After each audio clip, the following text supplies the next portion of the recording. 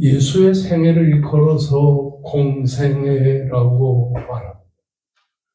공생애라고 하는 말은 공적인 삶을 뜻하는 말입니다. 다시 말하면 예수님은 이 세상에 계시면서 한 번도 자기를 위해 살지 않고 공적인 사람들을 위해서 공적인 인생을 살았다고 하는 말인 것입니다.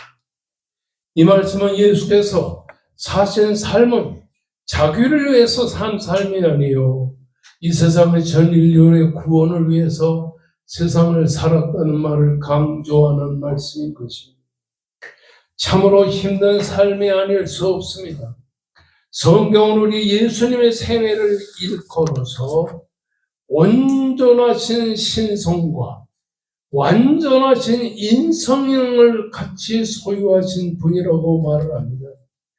완전하신 하나님의 품성을 소유했으면서도 한편으로서는 완전한 인간의 본성을 소유했다고 하는 말씀입니다. 여기서 우리는 많은 것을 배우게 되는 것입니다. 오늘 우리는 하나님의 백성인 성도들이 과연 어떤 인생의 삶을 살아야 될 것인가 하는 것을 생각하게 해주는 것입니다. 예수님은 우리 모든 인류의 대속자로서 세상을 사셨습니다. 예수님에게는 자기라는 삶이 없었습니다. 오직 참된 백성, 택한 백성의 구속을 위해서 생각하고 택한 백성의 구원을 위해서만 세상을 살았던 것을 보게 되는 것입니다. 이처럼 오늘날 이 세상을 살아가는 우리는 예수님처럼 생각하고 예수님처럼 닮아가는 생활을 살아야 된다고 하는 얘기인데 이런 생활이 결단코 쉬운 생활은 아니라고 하는 사실입니다. 오늘 본문의 말씀은 참으로 큰 교훈을 우리에게 주는 것입니다. 우리가 오늘 배우고자 하는 누가복음의 저자는 누가입니다. 그는 수리아 뉴욕에서 태어나서 세상을 살았는데 그의 가정 형편이 돈이 많다거나 아니면 가난하다거나 생활 환경이 어렵다거나 하는 이런 사회적 신분에 대해서는 성경이 한마디도 기록하지 않습니다. 그러나 이 누가가 기록한 누가복음과 사도행전에서 볼 수 있듯이 이 역사적인 친밀성과 신학적인 통찰력을 가지고서 이 누가복음과 사도행전을 기록한 것을 미루어 볼 때 이 누가는 상당한 학문적인 지식을 쌓은 지성인이라는 사실은 우리가 알 수 있는 것입니다. 누가는 당시에 학문 중심인 길리게아 다소로 가서 대학에서 의과대학을 졸업을 하고 의사가 되었습니다. 그는 바울이 제2차 복음 전도여행 중에 있었을 때 드로아에서 바울을 만나 빌립보까지 함께 갔고 바울이 예루살렘으로 가면 예루살렘에 함께 갔고 그리고 바울이 빌립보로 다시 왔다가 예루살렘으로 갔다가 거기서 체포되어서 가이사라에 가서 2년여 동안 감옥 생활을 하는 동안에 그 바울을 따라서 거기서 있으면서 로마까지 동행을 하였다가 몇 년 후에 바울이 순교한 이후에 인생의 말년 20년 동안을 복음 전파에 전심전력을 기울여다가 세상을 떠났던 것을 보게 되는 것입니다. AD 65년에서 70년에는 마가복음이 가장 먼저 기록이 되어 있습니다. 그런데 누가는 마가복음이 기록된 이후에 AD 70년에서 80년 사이에 바로 누가복음을 기록했던 것을 보게 되는 것입니다. 여기서 그는 세 가지 목적하에서 누가복음을 기록한 것으로 알려지게 됩니다. 첫째는 로마의 아주 고위 관료인 데오빌로가 예수를 믿었는데 믿음이 신통치 않아요. 그래서 누가는 이 데오빌로라는 로마의 고위 관료를 믿음 생활을 잘 할 수 있도록 누가복음을 기록했습니다.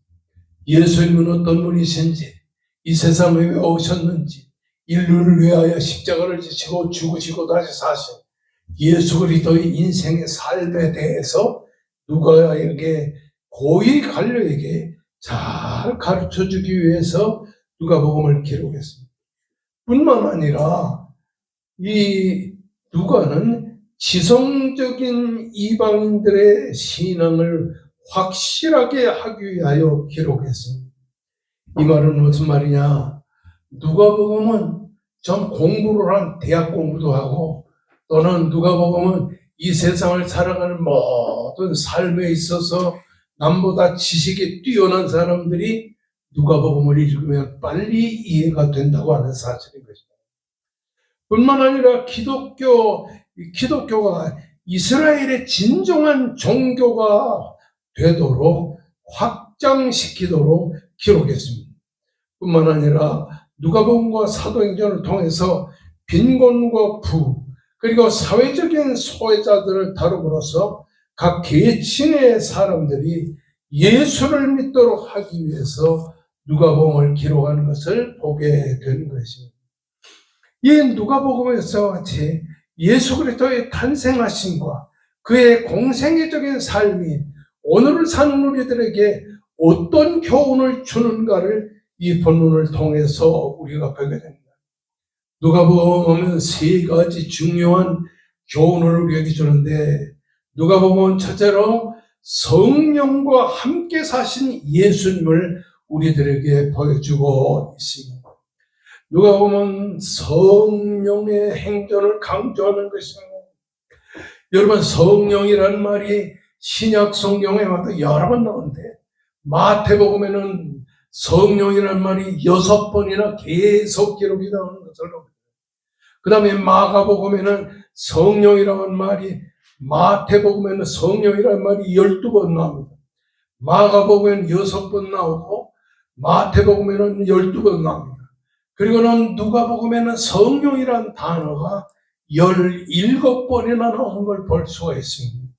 그리고 누가복음을 기록하면서 사도행전을 기록한 누가는 사도행전에서는 성령이라는 말이 자그마치 57번이나 기록되어 나온 걸 볼 수가 있는 것입니다.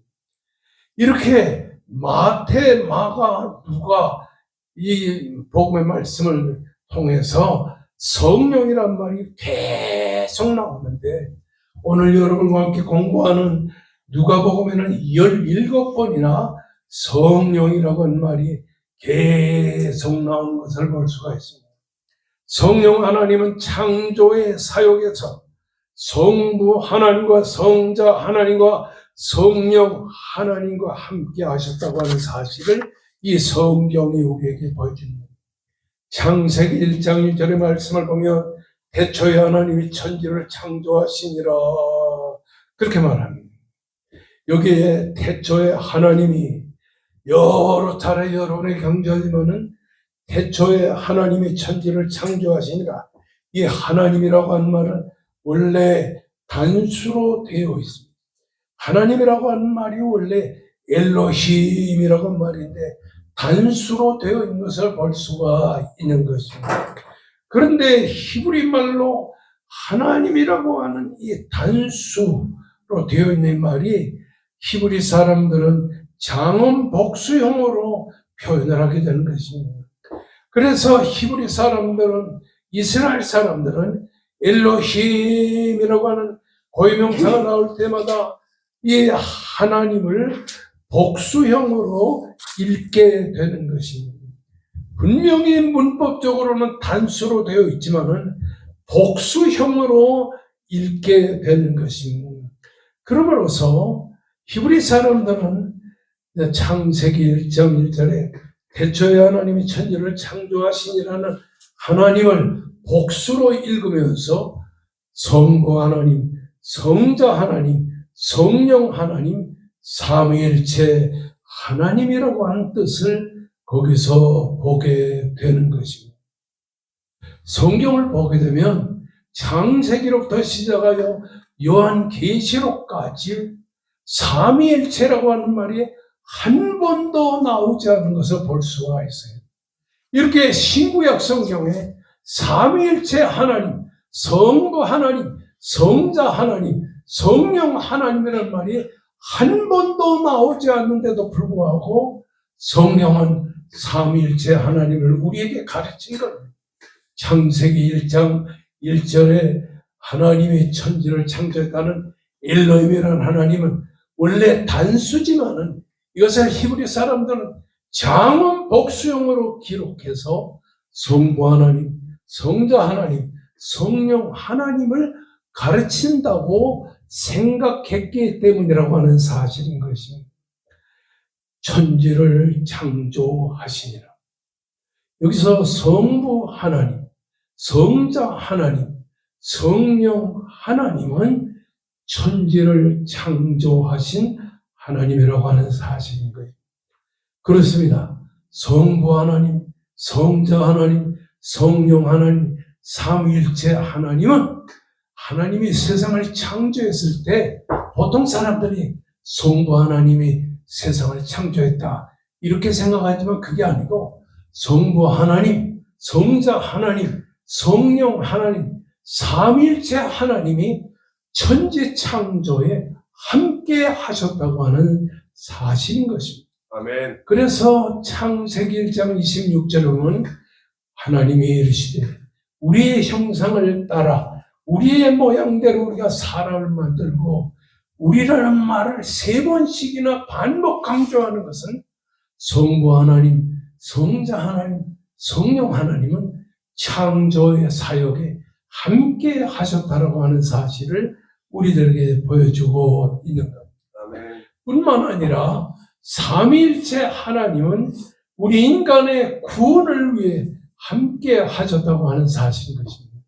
성부 하나님은 우리 인간의 구원을 계획하셨습니다.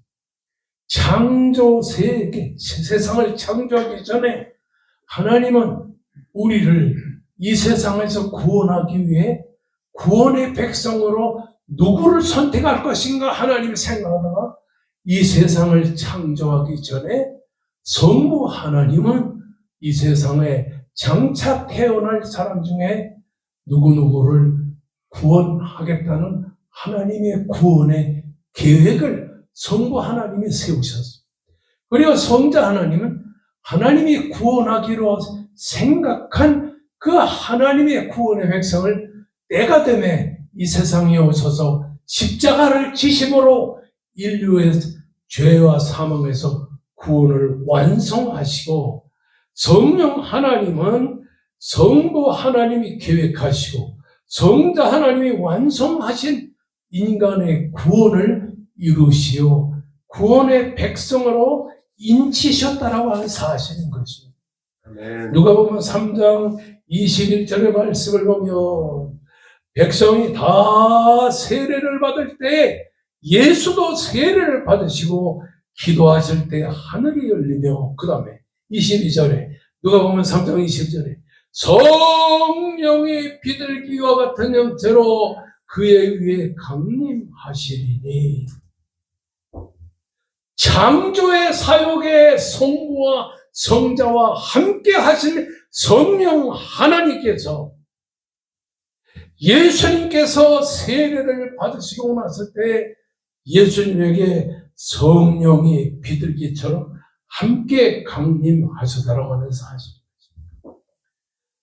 여러분, 이렇게 성령은 창조의 사역에 함께 하시고 예수님이 세상에 오실 때에 이미 세례를 함께 받으실 때에 성령이 예수와 함께 하셨습니다. 그뿐만 아니에요. 마태복음 1장 18절에 보면 예수님은 성령으로 세상에 잉태되어 세상에 탄생하셨답니다. 창조의 세계에 함께 하시고 예수께서 이 세상에 오실 때 성령으로 잉태되시고 예수님이 세례를 받으실 때 성령이 비둘기와 같이 놀랍게 인도해 내셨다는 겁니다. 예수님의 일평생은 성령과 함께 하시는 생애였다고 하는 사실인 거죠. 그래서 이 성령을 뭐라고 말하냐니 보혜사 성령이라고 말합니다. 보혜사라고 하는 말은 무슨 말이냐면 함께 있다, 함께 계시다, 그런 말이 되는 거죠. 그래서 이것을 좀 더 구체적으로 말하면 보혜사 성령이라고 하는 말은 옆에서 책망하신다, 옆에서 위로하신다, 그런 말이 되겠습니다. 성령은 이렇게 창조의 사역에 함께 하시고 예수님이 세상에 태어나실 때 성령으로 잉태되어 태어나시고 그리고 예수님이 이 세상에 오셔서 세례를 받으실 때에 성령으로 세례를 받으셔서요. 마태복음 1장, 마태복음 4장에 보면 성령이 예수를 광야로 인도했다. 마가복음에서는 예수께서 성령이 예수를 광야로 몰아내셨다. 강권적으로 몰아내셨다라고 하는 사실을 말합니다. 이렇게 예수님의 생애는 창조의 선제한 그때부터 시작해서 예수님이 이 세상에 오실 때까지 성령은 예수와 언제나 함께 하셨다고 하는 사실을 성경이 보여줍니다. 마태복음 1장에 예수께서 성령으로 잉태하셨다. 길자연 목사가 이 세상에 태어날 때 성령으로 태어났다. 맞는 말입니까? 틀린 말입니까? 자꾸 성령 얘기만 하니까 맞는 말 같기도 하고 틀린 말. 이 세상에 어떤 인간도 성령으로 이 세상에 태어난 사람은 아무도 없어요.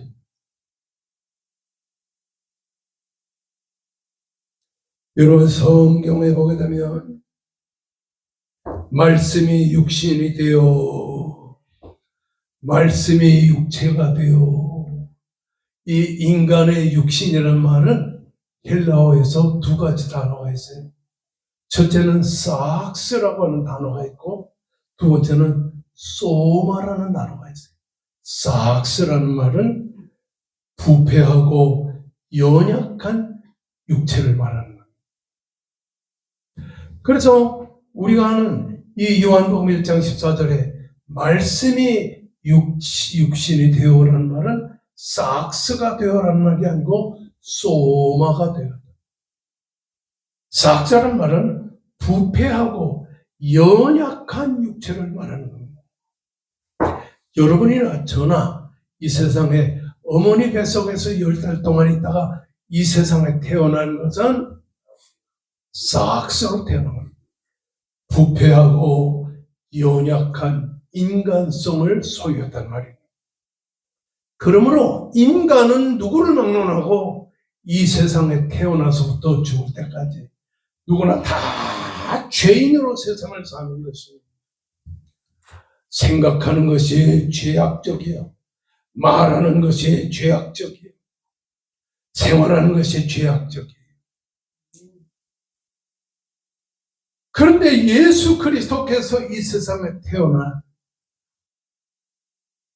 말씀이 육신이 되어 육신이 이거는 삭스가 아니라 소마라는 거예요. 인간의 한계와 연약을 의미하는 거예요. 인간적인 한계와 인간적인 연약성을 지닌 존재라고 하는 사실을 예수님이 성령으로 세상에 태어났을 때에도 예수님은 인간적인 제한된 한계성과 연약성을 지닌 존재로 세상에 탄생하셨다고 하잖아요. 이걸 뭘 보면 아니하니 예수께서 피곤하셔서 마태, 마가, 누가, 요한복음에 예수께서 피곤하셨다. 그래서 배를 타고 제자들과 함께 갈릴리 바다를 건너갈 때 예수께서 육신이 피곤해서 그래서 잠을 주무시고 계셨습니다. 예수님은 갈증을 느끼셨어요. 그리고 슬픔을 느끼셨어요. 때로는 분노하셨어요. 때로는 갈등하셨어요.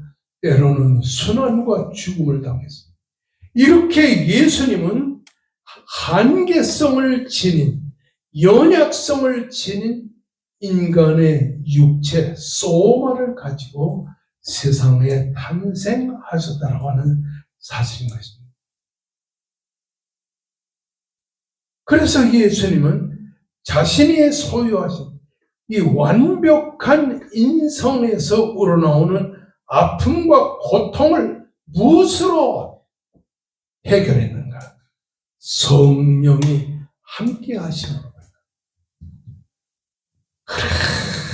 예수님은 십자가의 고난을 앞두시고 겟세마네 동산에서 밤을 새워서 울면서 간절히 기도하는 고통스러운 기도를 성령으로 위로를 받으면서 승리하게 됐다고 하는 사실입니다.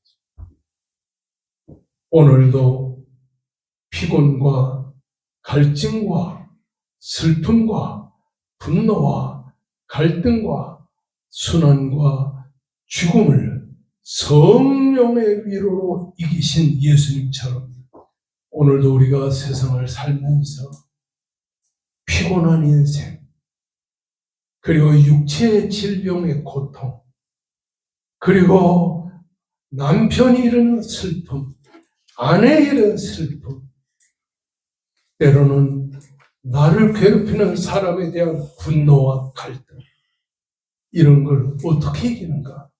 우리도 예수님처럼 성령의 위로를 통해서 이길 수 있어서. 아멘. 제가 아내가 세상을 떠난 다음에 한 달, 두 달, 세 달 동안 걱정을 했어요. 내가 사랑하던 아내를 먼저 하늘나라로 보냈는데 이 슬픔을 내가 어떻게 견뎌야 될 것인가. 게다가 자꾸 내 제자들, 친구들 이렇게 여자 사진 가져와서 보여주면서 길 목사 혼자 못 살아. 이 여자하고 해. 그것도 보통 목사들 아니에요. 여기 와서 설교하신 이 박 목사님, 그리고 통합 측에서 내놓으라 하는 박종선 목사님 같은 분이 몇 사람이 와가지고 내가 세상을 떠난 아내를 그리워하고 있을 때 아침에 와가지고 결혼하려면 빨리 해야 돼. 다 늙으면 오는 사람도 없어. 빨리 결혼해. 사진을 가져서 그러더라고요. 그분들이 보통 사람들이 아닌가요? 은혜가 충만하고 한국교회에서 모험적인 사람들인데 자꾸 결혼하라는 거예요. 그들이 돌아가고 나서 내가 돌아갈 때 이러죠. 내일이란 모르지만 나는 한 번 결혼했으면 됐습니다. 이제 더 이상 나한테 결혼하라고 하지 마십시오. 그리고 저는 혼자 저녁에 집에 가만히 앉아서 생각을 했죠. 하나님, 한국교회 내놓으라는 사람들이 나보고 결혼하라고 했는데 저는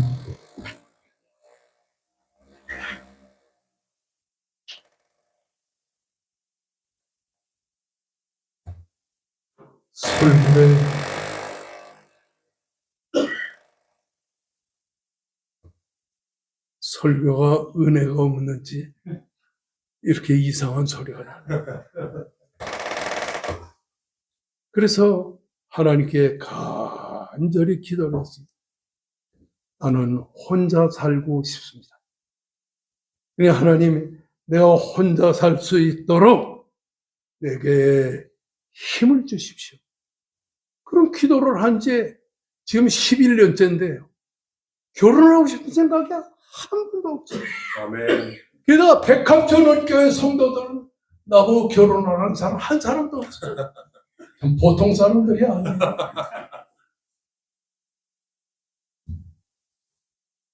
여러분이 세상을 살 때 질병의 고통을 당합니다.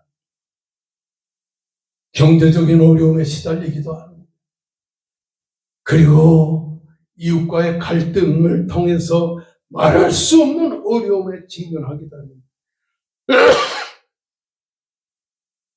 인간의 힘으로 이런 어려움을 극복할 수 있는가? 없습니다. 아멘. 성경은 성령의 위로, 성령의 은혜로서만이 우리가 견디기 어려운 문제를 극복해 나갈 수 있다고 말씀하고 계신 것입니다. 아멘. 마태복음 4장 21절 말씀을 보면 그때 예수께서 성령에 이끌려 마귀에게 시험을 받으러 광야로 가셨다고 했습니다. 그런가 하면 마가복음 1장 12절에는 성령이 곧 예수를 광야로 몰아내신지라고 말합니다. 성령이 우리를 이끌어 광야와 같은 세상을 살게 하시고 성령이 우리를 광야와 같은 세상으로 몰아내셔야만 우리가 성령의 힘으로 이 세상을 이길 수 있다고 하는 사실입니다. 아멘. 그래서 성령을 보혜사라고 하는 거예요. 아멘. 낙심하고 주저앉아 있을 때, 눈물이 날 때, 혼자의 힘으로 인생을 경영하기가 어려울 때, 보혜사 성령이 내 옆에 함께 계시면서 나를 붙들어 주시고, 아멘. 이끌어 주시고, 함께 해 주시기 때문에 성령의 힘으로 우리가 이 세상을 살게 된다고 하는 사실인 거죠. 아멘. 두 번째로, 예수님은 말씀 안에서 세상을 사셨다. 오늘 누가복음 3장 23절의 말씀을 보면 예수께서 가르치심을 시작하실 때에 30세쯤 되니라.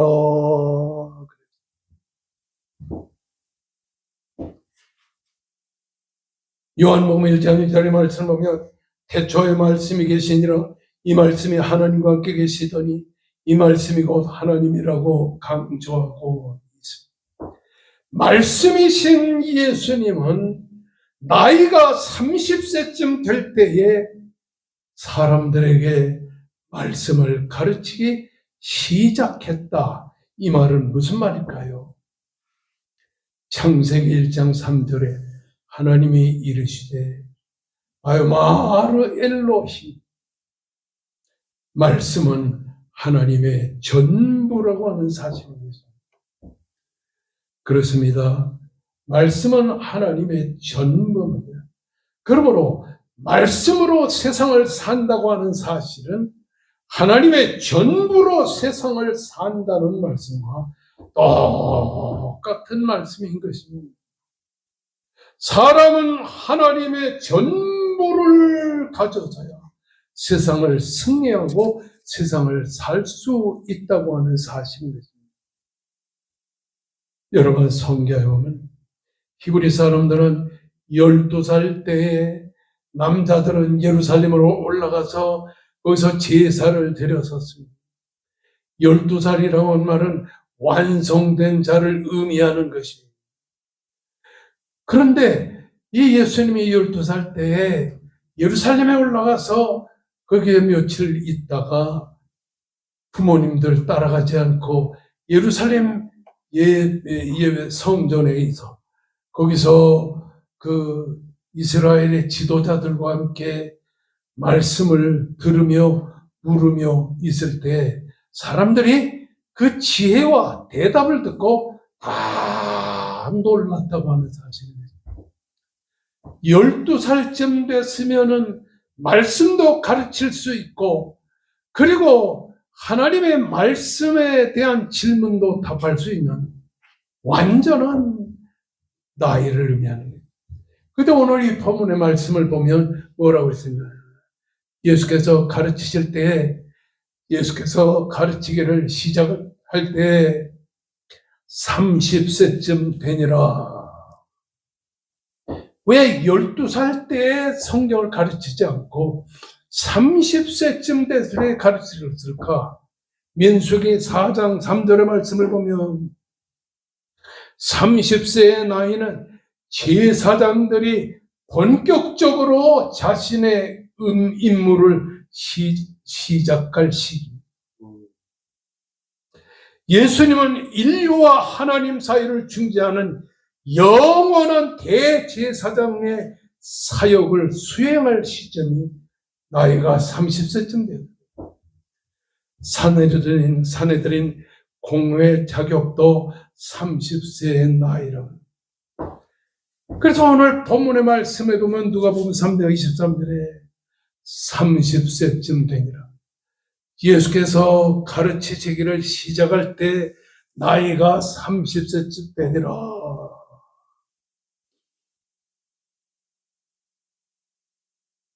육체적으로, 정신적으로, 신앙적으로 하나님의 사역을 이루실 수 있는 충분한 시기가 되었다는 그 30세의 나이에 말씀을 가르치시기를 시작하셨다고 하는 사실인 거죠. 예수님은 이렇게 말씀으로 세상을 살았다고 하는 사실인 거죠. 성도 여러분, 성령으로 세상을 사신 예수님, 말씀으로 세상을 사신 예수님. 세 번째로는 예수님은 정도를 걸으며 사셨습니다.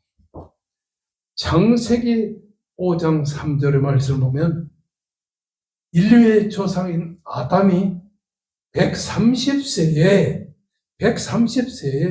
셋을 낳고, 왜냐? 아담과 하와는 원래가 가인과 아벨을 낳았어요. 그런데 가인이 동생 아벨을 미워해서 들판에서 아벨을 쳐 죽였어요.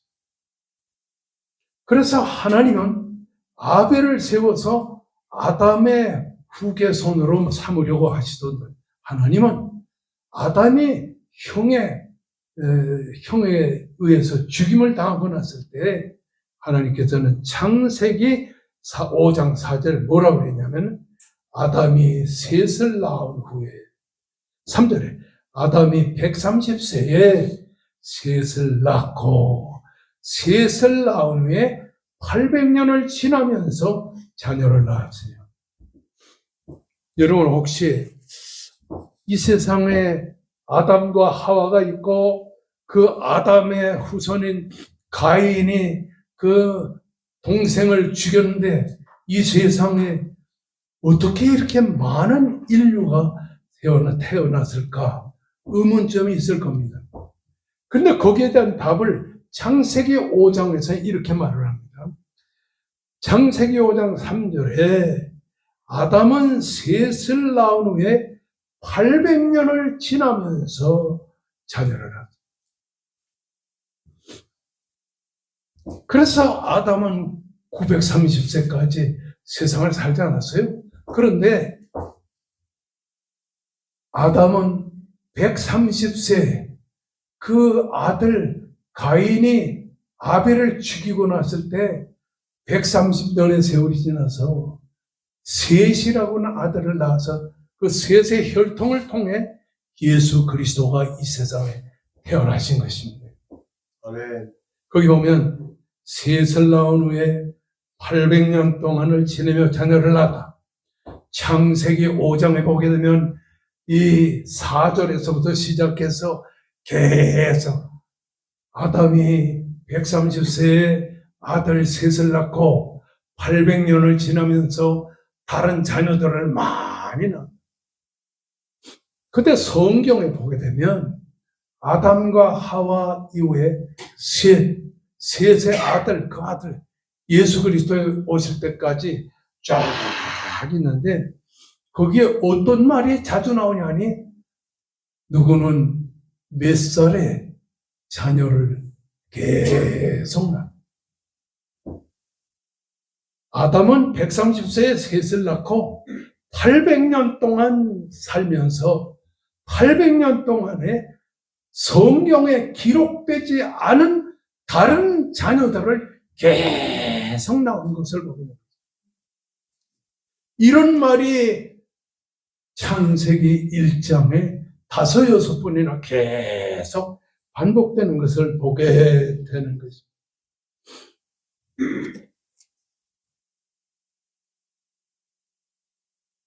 그래서 거기에 보게 되면 뭐라고 하냐. 창세기 6장 말씀을 보게 됩니다. 사람이 땅 위에 번성하기를 시작할 때 그들에게서 딸들이 나니 하나님의 아들은 아담의 후손, 셋의 후손을 말합니다. 오늘 말하면 예수 잘 믿는 성도들을 하나님의 아들들이죠. 사람의 딸은 아담의 후손이기는 하지만 성경에 기록되지 않은 다른 자녀들. 그러니까 아담의 후손 중에서도 이 택함받지 않은 사람들이 세상에 많이 태어난 것을 보게 되는 것입니다. 그들을 사람의 딸들이라고 말했습니다. 그래서 하나님의 아들들이 사람의 딸들을 좋아해가지고 사람의 딸들을 취하여 자기 아내를 삼아서 태어난 자들이 그것이 거인족들이었습니다. 그러니까 세상에는 택함받은 백성들은 소수지만은 택함받지 아니한 아담의 후손들은 너무도 많은 사람이 세상에 태어났던 것입니다. 그래서 창세기 1장의 말씀을 보게 되면 창세기 1장 2절에서 16절까지를 보면 아브라함과 이삭과 야곱과 유다와 베레스와 헤스론과 람 이런 사람들이 계속 태어나고 그 다음에 엘리야김과 아설과 사독과 아킴과 엘리압과 엘르아잘과 마담과 야곱과 마리아의 남편 요셉에게서 예수 그리스도가 태어났다. 마태복음 1장에 나타난 예수 그리스도의 조건은 수직적으로 하나님으로부터 시작해서 수직적으로 쭉 계승됐습니다. 오늘 여러분과 함께 읽은 이 누가복음 3장 23절에서 38까지는 수직에서 밑에서 하나님께로 올라가는 것. 거기 보면 누가복음 3장 23절에 예수 그리스도, 그 아버지 요셉, 그 아버지 헬리, 마탄, 레위 이렇게 쫙 올라가다가 하나님의 신이라 거기 그렇게 기록되었습니다. 마태복음에서는 족보가 하향식으로 쭉 그 조상으로부터 하향식으로 내려와요. 그러나 오늘 여러분과 함께 읽는 이 족보는 예수님의 족보는 예수님으로부터 시작해서 상향적으로 하나님에게까지 올라가는 것입니다. 왜 그랬을까요? 마태복음은 유대인을 위한 복음이에요. 율법을 지키는 유대인들. 그 사람들은 하향식인 자기 족보를 쭉 기록해요. 뿐만 아니라 이 유대인들은 여자들은 족보에서 뺐어요.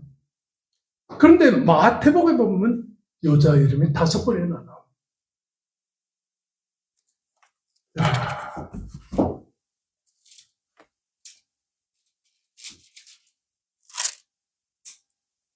여기에 마태복음에 쭉 보면요.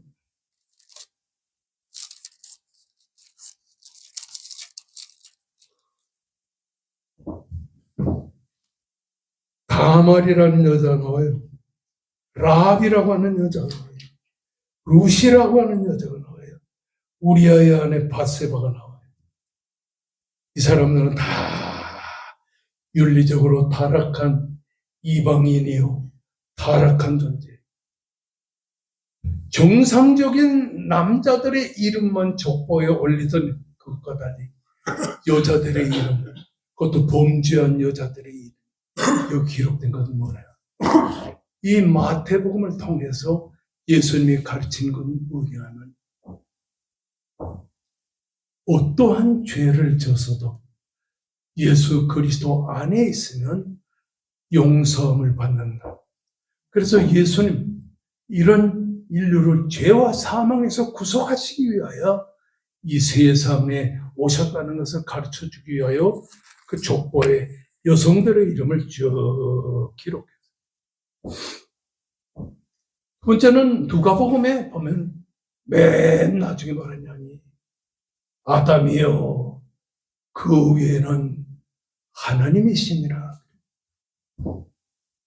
이것은 예수 그리스도는 하나님을 위해 이 땅에 오신 하나님의 아들이시요 하나님이시라는 사실을 우리에게 강조하고 있는 것입니다. 할렐루야. 오늘 우리가 누가복음을 통해서 배우는 것은 세 가지. 우리는 예수님처럼 성령으로 함께 살아야 됩니다. 두 번째는 우리는 말씀으로 살아야 됩니다. 세 번째, 우리는 인생의 정도를 걸으며 예수님처럼 살아야 됩니다. 그 예수님의 족보처럼 우리도 신령한 하나님의 자녀로서의 영적 족보를 따라 하나님을 위해서, 예수를 위해서 세상을 살아야 된다는 것을 이 성경이 우리에게 강조합니다. 따라하십시다. 우리는 예수님처럼 성령과 함께 산다. 말씀으로 산다. 인생의 정도를 걸으며 산다. 예. 오늘 이 본문의 말씀이 마태복음 1장과 누가복음 1장, 이런 누가복음 3, 4장, 이 전체를 종합해서 보게 되면 예수님이 우리 인류를 위해 공생의 삶을 사신 것. 그래서 성령으로 살고 말씀으로 살고 인생의 정도를 따라 하나님을 위해 사는 것처럼 우리도 성령과 함께 살며 말씀으로 세상을 살며 그리고 인생의 정도를 걸으며 세상을 사는 여러분과 제가 되시기를 주의 이름으로 축원합니다. 다 같이 우리 큰 목소리로 통성 기도하십니다. 주여 하고 부를 적 기도할 때 하나님의 성령이 여러분의 신령과 생활에 놀라운 은혜로 축복하여 주시옵소서라. 다 같이 두 손 높이 들고 기도하십시다.